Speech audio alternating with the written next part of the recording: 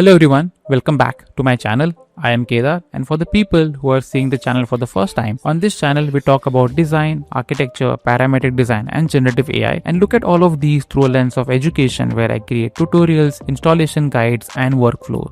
And before we begin, I wanted to thank you all for the immense support that I received for the last context video that I made. But today's video is not about Gen AI. Today we'll be looking at my first obsession with design, that is parametric design, and we'll be looking at how to create patterns in Grasshopper using a parametric script. But before we begin, I wanted to give you all a brief recap of what we have done so far in the realm of Grasshopper. So in the first video, we looked at what is a parametric process, what are the use cases and details of Grasshopper. We compared Grasshopper with different design tools and we looked at how to install it and what are the prerequisites that you need to install on your computers. Of course, I will link the video somewhere up here, but just wanted to give you a brief recap about it. And then in this 3-part series, we looked at the appearance and interface of Grasshopper. We looked at how to install plugins with Grasshopper through Food for Rhino. Then we looked at what is wire connection, what are the color codes, how to preview geometry in Rhino, and then we looked at the concepts of what is a component, what is relay, grouping, basically understanding the basics of Grasshopper so we can work further with it. And today we'll be looking at creating patterns. First, we will see how to create 2D patterns, and then maybe in this video or in the next video, we'll look at creating 3D patterns. And the idea of this is once we create any particular 2D or 3D pattern, we will render it using AI. So the people who are really interested in AI, there is going to be Gen AI component in it after we create patterns. So once the patterns are done, like I said, we will be using Comfy to render it out using ControlNet, and we'll learn few other things that are needed to render these outputs. But there is a backstory to this, why I started actually doing this. So when I was working with Gen AI, I always saw that people were mostly using Gen AI for two things. One was precise rendering, where you could have done your model in any 2D or 3D tool and render it exactly the way you wanted. Or for a creative concept, where in this case, I wanted to depict architecture using the suites that we get in India, and there is no problem with working with both of these ideas in Gen AI. What I do personally feel is that in the first case, which is the precise rendering part, where me as a designer need to work a lot because I need to create all the exact model, could be columns, railing, everything, and AI is just going to render it. How fair is this? Okay. And in the contrary, during when you're working with the creative concept with AI, I'm only adding a prompt and AI is working. I feel like this is not a good way where we can work with AI. So I always wondered, is there a space that we as designers and AI can come in between? And I call this as a negotiable space. And that's why one of my playlists on YouTube is called Negotiating with AI. Because I personally believe that there has to be a constant negotiation with AI, and we cannot blindly accept what AI gives us, because then we will be influencing or inducing bias in our designs. And that's how I started thinking about it. Like, is there a way that I can do some of it and AI can add its knowledge on top of it, and then we create something amazing? But when I started the series, which was somewhere around last year, May, my initial idea was also same, is that create a 3D object and let AI render it. But while I was rendering, I saw a lot of fails that were happening when rendering. And I started wondering, if there are going to be so many bad outputs, can't I just simply import this design into, let's say, Twinmotion or render in V-Ray, which I know, which will take much lesser time than seeing all of these nonsense fails that come from AI. So I started wondering, is there a way that I can give less information to AI so it can add more information to the design?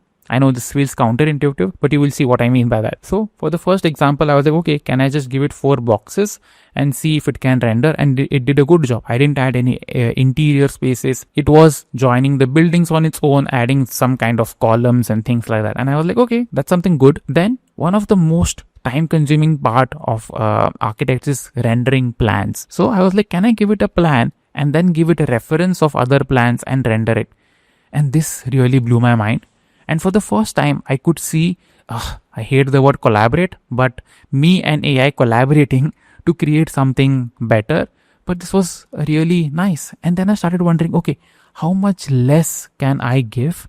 And so in the line, I was here and AI was here. So I was like, okay, how much less I can give to AI? So AI can come in this middle where I and AI are kind of working together. So then the idea came to me, okay, let's make only simple parametric patterns and ask AI to render it.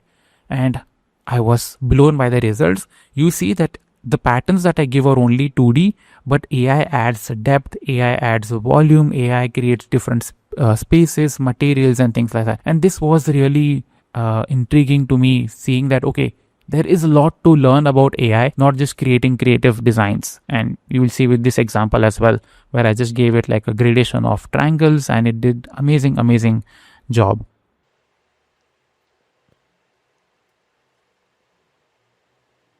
And there is another reason why I made this, because I personally believe that giving AI the full creative power is not going to be good for us as designers. And this is not just me saying it. So in my video of which was talking about the problem of empathy modeling, I will again link it here somewhere.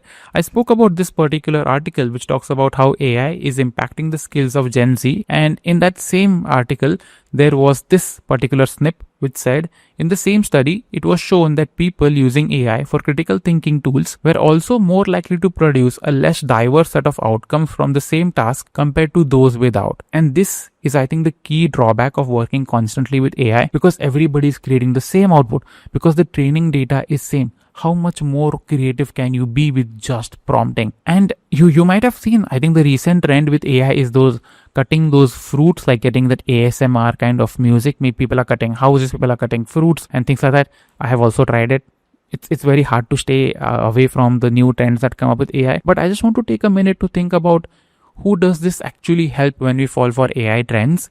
Is it us, or is it the companies who are getting this huge funding, adding one small feature and getting all our money, and we are using it?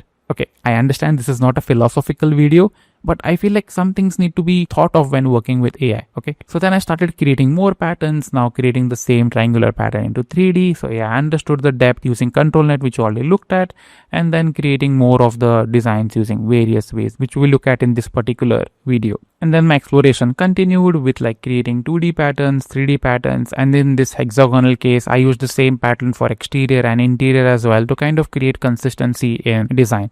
I took a step further and I took this particular pattern and kind of 3D printed the design. So I had given it a flat pattern. AI was like, no, this is not flat. Let us make it more into a wavy facade. So then I designed it accordingly in Rhino, and then we 3D printed it. So this was actually helpful because I had never thought of creating a wavy facade and how would this actually be. So I had to scratch my brain when I was 3D modeling. Okay, because I also wanted to make it practical, because there is so much nonsense that goes on that AI is not practical.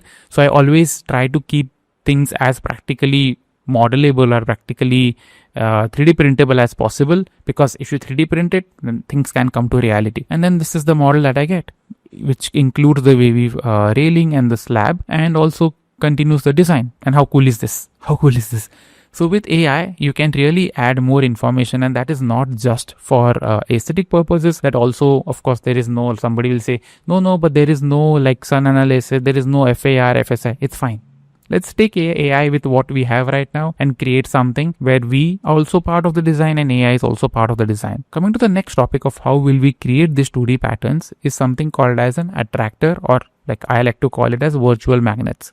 So in any of the patterns you saw, there was a gradation between either the triangles or the squares or any pattern that you saw. And this is not just for Grasshopper. People use it in various design fields as well. For instance, in this cultural center designed by Zahadid architects, you can see that as these kind of square panels come to the edges, they become small, and as they go away, they become big. Or for example, the grille of this BMW iX car again has this parametric pattern, where in the center, these triangles become big, and as they go away, they become small. Or in shoe design, where you will see this particular sole of this Adidas shoe, where this pattern becomes big as it is, let's say, away from this line or signature, and as it comes closer, it becomes smaller and smaller. And to achieve this, we need to understand two key concepts for attractor. Number one is finding distance, because everything works with distance. For example, if I take this shoe and if I imagine that, okay, this is the attractor, or let's say a virtual magnets,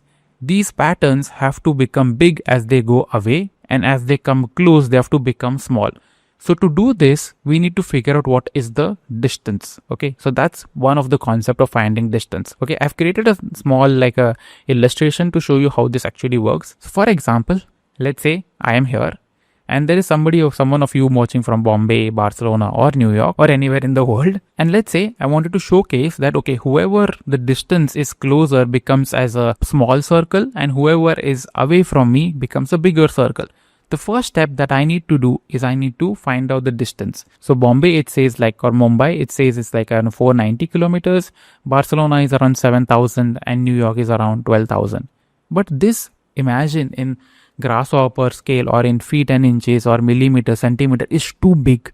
Okay, so the first step that we generally do is divide this by a particular number. So let's say we divide all of these by the same, the distance of Mumbai, which is 490, and then we get these values, which is 1, 15 and 26, which in Grasshopper or in any 3D modeling tool is kind of workable and not exorbitantly big. And the way we find most of the distances is from their center.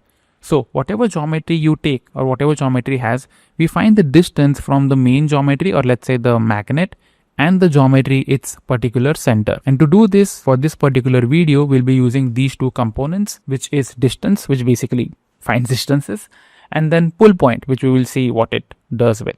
Okay, so this is one of the key concept of finding distance. The next key concept of attractor is remapping of numbers, or in general also in Grasshopper you will be constantly remapping of numbers. So what does this remapping of number means? So for example, we now know that the distance between me and let's say New York is 26 and with Mumbai it's 1. Okay, but for some reason let's say I am only going to CNC cut it and my space is very limited, where I want this Bombay or Mumbai distance to be 2 and this New York distance to be 5.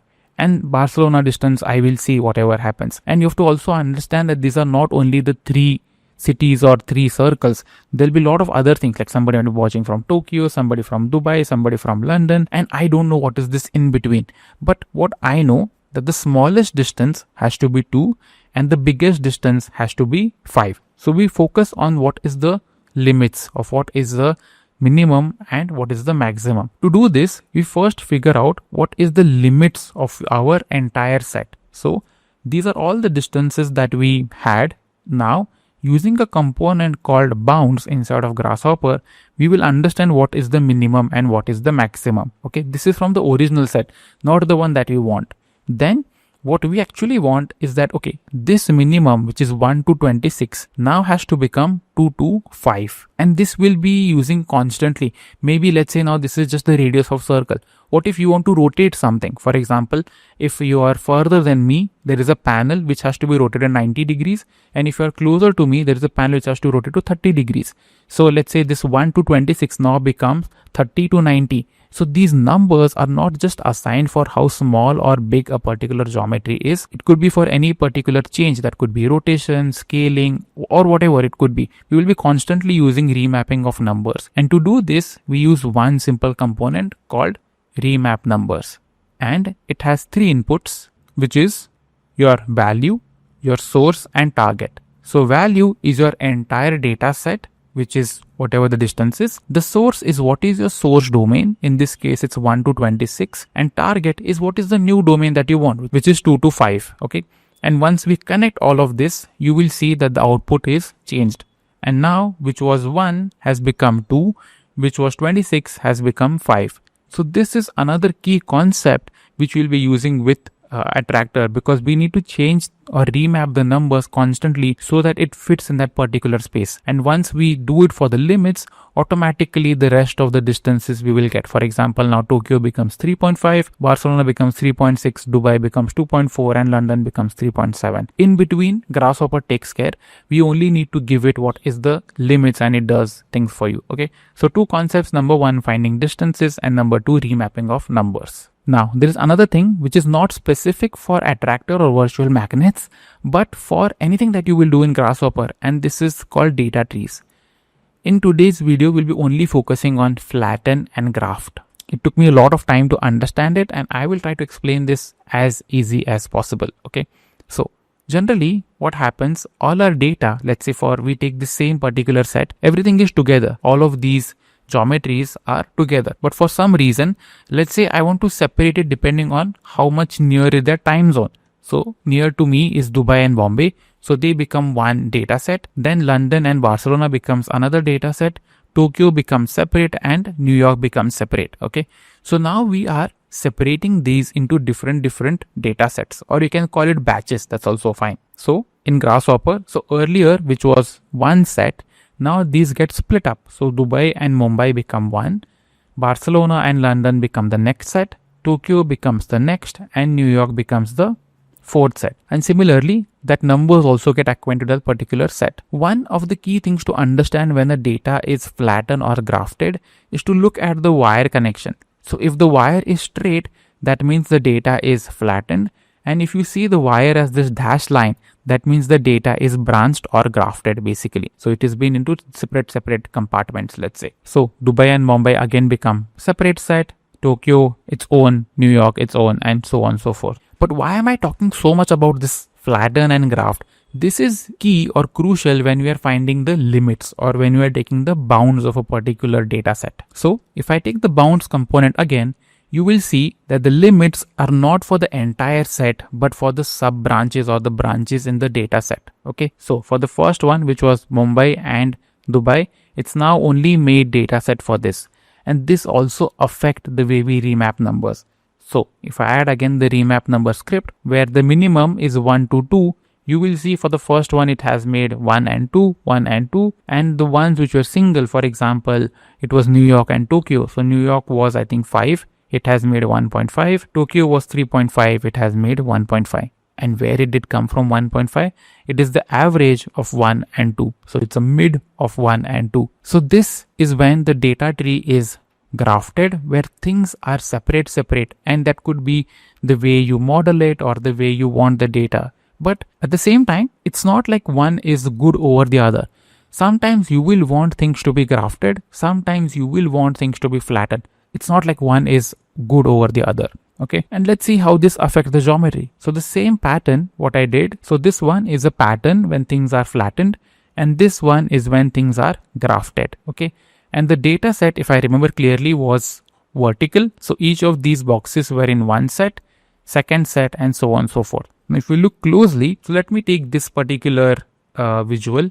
Here you will see that the minimum is somewhere here, but the maximum is not inside this set.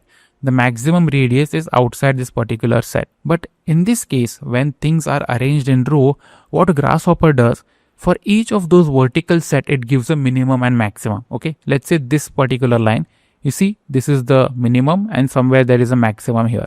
In the next line, there is minimum here and there is somewhere maximum here. This is taking data not of the entire geometry but of this particular vertical rows. In this case, I made a small meme during the COVID to explain what is, because I tried to come up with new ways of explaining how graft and flatten works.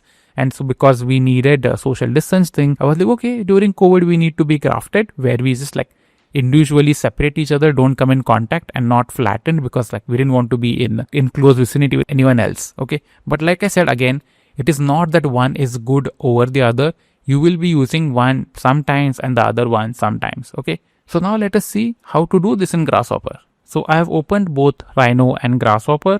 Now I will take bifocals inside of Grasshopper first. So I double click on the canvas. I type bifocals so you know what component I am taking. Okay, then you need to go to something called as vector in Grasshopper, and here you will see something called as grid, where you have rectangular, square, hexagonal, radial, and triangular. And these are few of the grids that I had taken to create those 2D patterns as well. We'll start simple. We'll just take a square grid. And again, like I said in my earlier videos, always read what each of the components says. So for example, this component says that what is the input plane, whether is it XY, YZ, XZ, and what is the size of each of those squares. Then how many squares do you want in X and how many squares you want in Y direction. Now this size of the square comes from your Rhino measurement. So in this case, I have units in millimeters. So this means the size of one square is 1 mm. So let's give it some values. So plane, let's keep it flat as XY. Then let's say what is the size of it? Let's say the size I can increase it to 50. And how many you want in X and Y? So I want to create so this depends on whether you want to create a landscape image, a portrait image, or square image. So I want to create like a more vertical image. So I will say X as around 20 and Y as around 25. Okay, let's connect it here. Okay, and that's fine. Now let's see the view in Rhino. So I'm going to double click on top view. So I see the top view, and now you will see that we have grids 20 in X and 25 in Y. That's why they are more in height. And if you hover your mouse over cells, it will tell you we have totally 500 cells, which is 20 into 25. Then we need to scale the squares using an attractor. Maybe it's a point or a line. Okay. So the first step always, like I told in the presentation, is that these attractor, we need to find distance, and the distance come from the center. So to get any center of any of the flat or 2D closed curve, let's say you have something like a line like this, and you have a circle like that. Okay, that's not a circle, but anyway. So this is something called as a open curve. This is called as a closed curve. Now with closed curve, you can find the center, but with open curve, you can't really find a center. Okay. So because now these are closed, we can use a component called area. So if I go to surface analysis area, so this particular component gives me two outputs. One is what is the area, of course, and the centroid. So the centroid is the midpoints. So if I connect my cells to the geometry, you will see automatically in Rhino that I can see the midpoint of all of these squares. Okay, step number 1 done. Amazing. Okay, now we need to find distance. So we need to take the component called distance. So we go to vector point, we take the component called distance. Okay, of course you can always double click on the canvas and type distance, but I like to take it this way. So when I go to vector, point and distance, in my subconscious brain, I'm also reading what are the neighboring components. So the next time if I want a component, I know where it is. Okay. So the distance component is very simple. It has two inputs. One is point A and point B. So the centroid goes to point A because that's the center. Now where is the point B? Now the point B we need to create, which will be your attractor point. So I will just go to Rhino, and then here on the left hand side you will see this arrow, and then beside there is a point. I'm just going to take a single point and drag it on the Rhino viewport, and then now I need to take this geometry into Grasshopper. So we need to take this similar geometry. So we go to params, geometry, I take point, and then I need to right click, I say set one point. So I take this geometry which is there from Rhino into Grasshopper, and then I connect it to B. And let's take a panel and check all the distances. So if I go to params input panel, you will see all the distances, which is 1401 and so on and so forth. So these are all the distances between that one point and all of these points. And you will see this wire is dashed. That means the data is grafted, and we will see where to flatten it. Right now, everything is fine. Okay. So these are all the distances. Let us delete it. The next step is I want to scale these. I want to scale these squares. Okay. So I go to transform, affine, scale. Okay. Right now, don't worry. There are so many components. How are you going to learn? Please don't worry. I have done that. I have fallen in this rabbit hole of learning all the components. It took me 4-5 months to realize that I don't need to be a perfection in learning all of these components. All I need to learn is the components that I really know. It's the same with Comfy as well. There will be a lot of components, but don't get into this whole of, okay, no, I need to learn all. It's impossible because it all depends on the geometry or the things that you want to do. Maybe somebody is not doing architecture. Maybe you don't want to do attractor. It's completely fine. Telling you because I have fallen into this case of like, no, I need to learn. Otherwise, I will not become the best in parametric design. Please don't do that. It's my humble suggestion. Okay. Now scale has 3 inputs. One is what is the geometry, what is the center, and what is the factor of scaling. So the thing that I want to scale are the cells. So I connect the cells to the cell. Okay, then we already have the center which is coming from the centroid. So I connect the area centroid output to the center. So now we will see that automatically everything is scaled a little bit. And why is that? Because if you keep your mouse over factor, it says one locally defined value 0.5. So whoever made this component, they put that, okay, this should be the starting value of 0.5. Now let's just directly connect the distance and see what happens. I'm going to connect distance to factor and boom. You see, they've become so big. Like I told you in the distance example, we need to divide it by a certain number. Otherwise, this is not usable. Although I love this pattern, but okay, we're going to divide this number by some number. Okay, so the first thing I do is I go to math, then I go to operators, and then I say division. Where are you? Okay, here. So I connect the distance to A, and right now let's see what number it is. I don't know what number it is. I see that one distance is 1000, so maybe I add 1000 as a distance, and then I connect to B, and now let's connect the result to the factor. Okay, and now you will see some pattern is generating, and it is beautiful. I love attractors. Please forgive me if I get overexcited in the video. I love attractor. Okay, now there's a lot of things that are overlapping. So whenever you work with Grasshopper, always see that what you don't want to see, you off it. So I don't want to see the square, so I'm going to right click, preview off. Right click, preview off. Distance doesn't matter, but still preview off. And this also doesn't matter. I will preview this off. Okay, and now you see this influence of this point has been generated on this pattern. And if I move this point using gumball, if you click on any geometry in Rhino and don't see this, we need to on gumball. So let me push this. Yeah, you will see here gumball. You need to on this, otherwise you will not see whenever you take a geometry. So you got to on this. So gumball has multiple functions. You can use the arrow head to move it. So now you see if I move it, or this Windows icon, so if I move it, you will see the pattern is changing. And how cool is this? How beautiful is this? Okay, so now it's generating, and amazing. Okay, now the next step comes of remapping of numbers, because I don't know what is this division number going to be always. For example, sometimes let's say I take is 500. Oh, I love this pattern.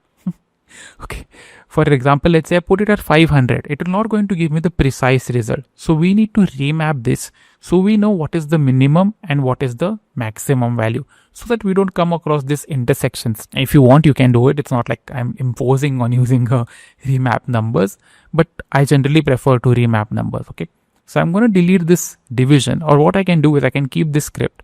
So I can group this, Control G. I can click on it. I can disable it. Ugh, I hate this red group. I'm going to right click, go to color. Okay, let's make this white. Okay, so we have disabled this. What I will do is I will copy this. So Control C, Control V, simple.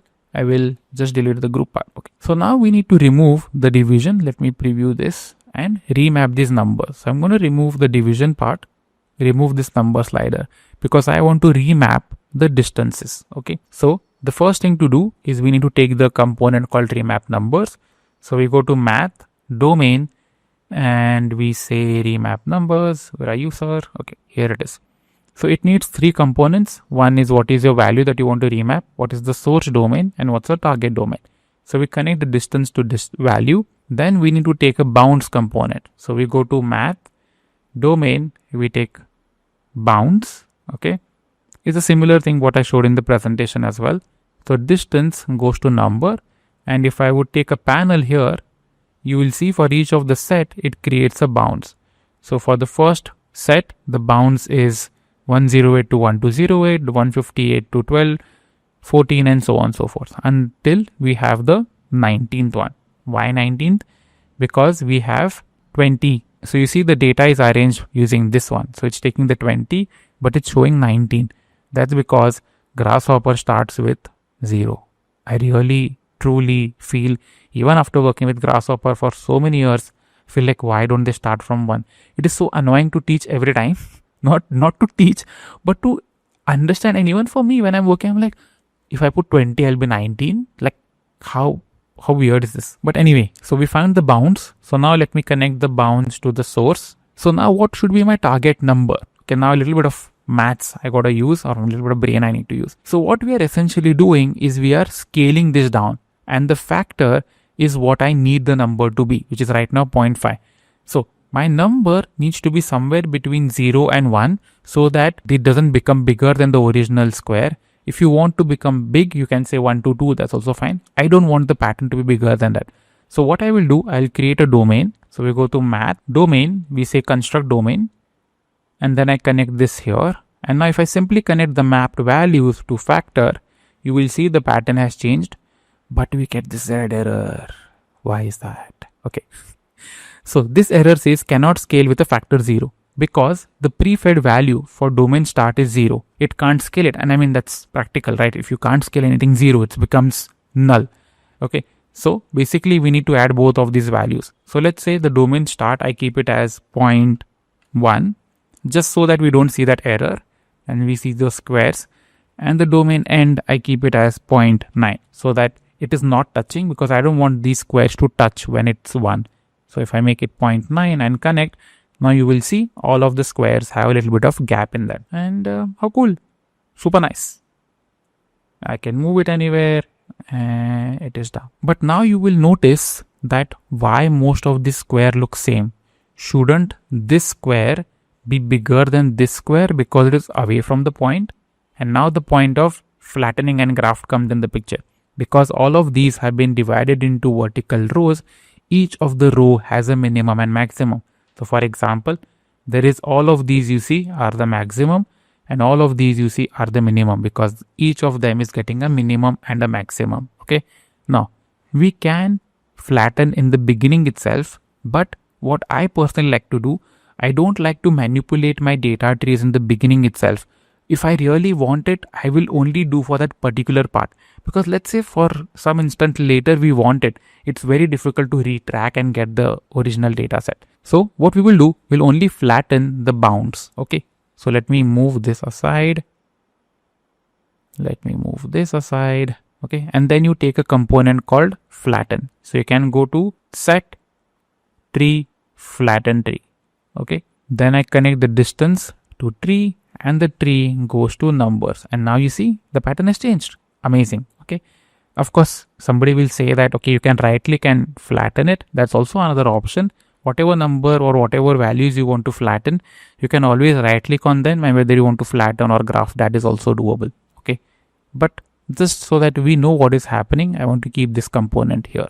And the script works. Now you can move the point wherever you want. You can create whatever designs you want. One thing I have noticed with Comfy is that if I would take an image of this with only the outline, it doesn't really do a good job, because it feels like it is, especially if you remember using a depth control map, it will feel like there's only lines. So what I do generally is I fill those using a component called boundary surface. So if I go to surface freeform and I say boundary surfaces, I connect the geometry output of scale to the edges, and now all of these become into a surface, because then it's easy for Comfy to understand that, okay, these are solids and not just outline. Okay. So that's something that I noticed with Comfy especially. Okay. Then if you want, you can add a particular color also to it. So what I do generally is that I go to params, go to input, go to color swatch, which will give you this color swatch.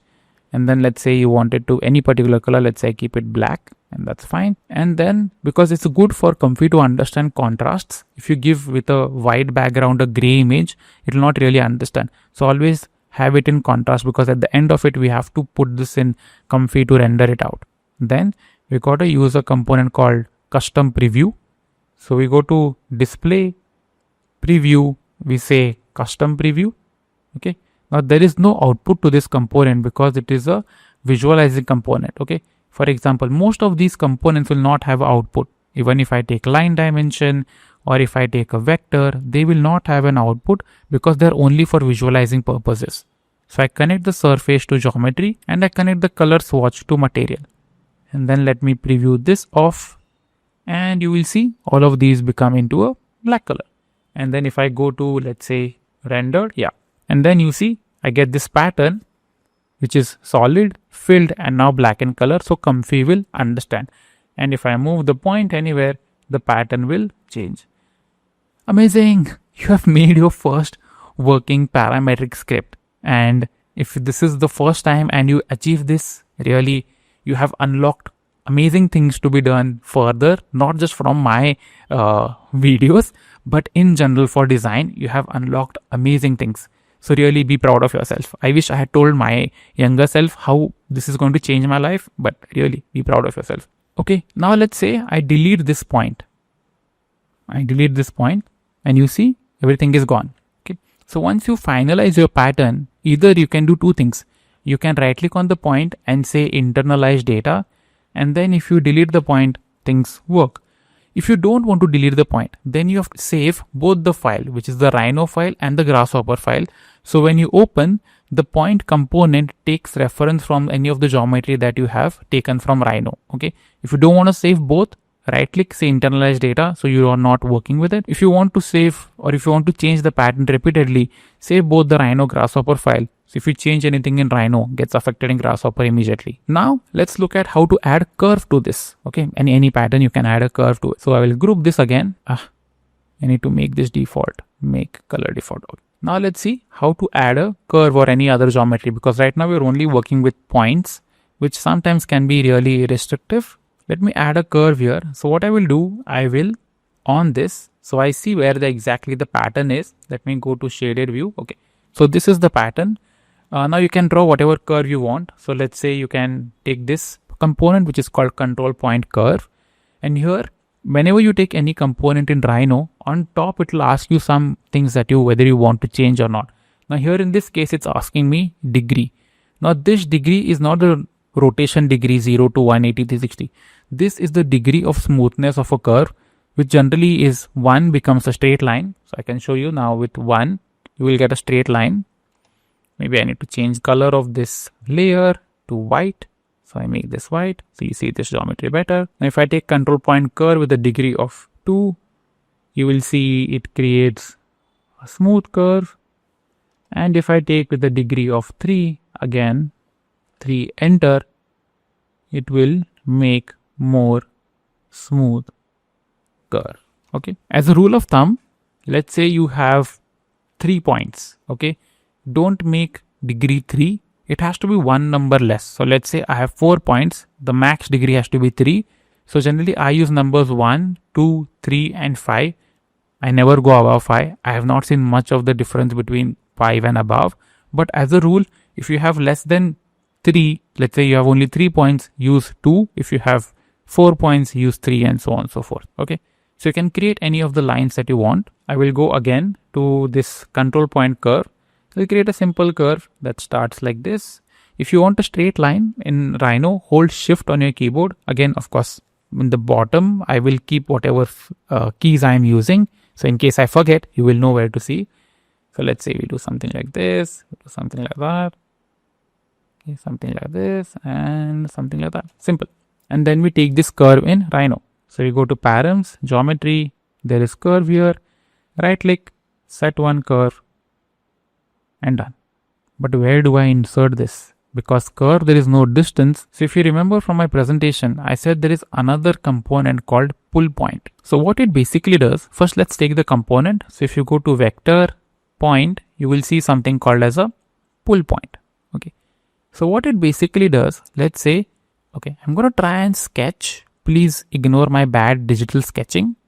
So let's say you have a set of points here. I don't know what are these, but anyway, please assume these as points. Okay. And let's say there is a line passing through it. Assume again this is a straight line, very, very straight line. And I need to find the distance between this line and all of these points. Okay. So I need to find, let's say, this distance. I need to find this distance. But how will I find it? So what pull point as a component does, it pulls all of these points near that particular curve. So what it does, let's say it will pull this point to this point, and this is the new point. It will pull this point to a nearest where it feels like, okay, this might be the closest thing on the curve. Then it pulls this point here. So we get this new point. It pulls this point here to this new point. And in the process, it also gives us distance, which is amazing. Otherwise, we would have to find the distance between the new and the old.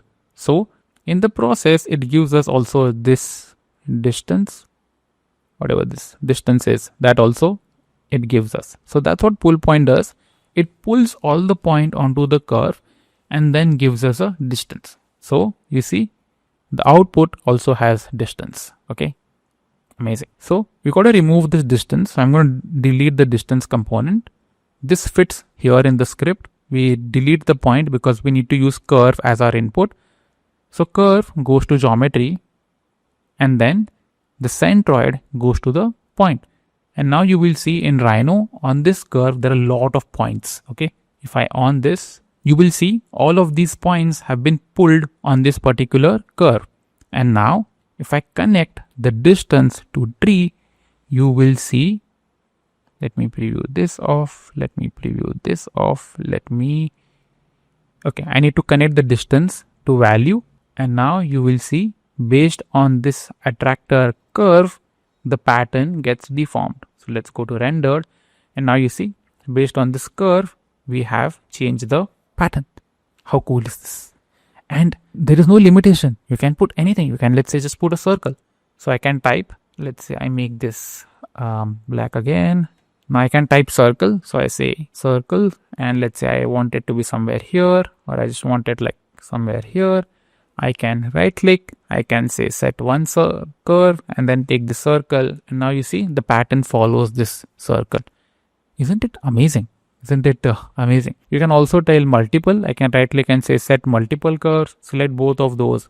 And now you see it has influence of the circle as well as this curve. Okay. So you just need to select multiple curves or a single curve. And that is how you create 2D patterns. That is the basis of it. And like I said, you have unlocked something amazing. Okay. So let me go back and say set one curve to this one. This looks nice. I like this pattern. And then I will say internalize data, so I can delete it. Okay. Now you can take images. So taking image is simple. Do Control P. I think we already saw that. Put the width and the height. Generally take pixels if you want to take it in comfy.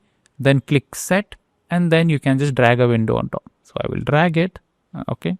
And then press enter, and then you print it. Let's take desktop 1 and done. Okay. So whenever you take images, just be careful what pixels you're using. Again, if you use HDXL model, we can go till 1024. Okay. Like I said, 1440p or 1440 is the max. Don't go more than that. Okay. So now that one script is done and works brilliantly, we can change the patterns as well. Okay. So this is where the power of parametric design actually comes in, where everything becomes so much iterative that one script is done, we are golden. Now I can change this square grid into, let's say, a triangular grid. So I go to vector grid, I say a triangle grid. Now same thing, it has 4 inputs, the same 4 inputs. So I'll connect the 50 to size, 20 to X, 25 to Y. Okay. And there is a trick in Grasshopper. Rather than connecting manually to like geometry and this geometry, you can hold Control Shift on your keyboard, and then you can just snap it here. So whatever is the entire connections here will go here. And now you will see we are getting the pattern for this triangular grid. Okay, we need to extend the size.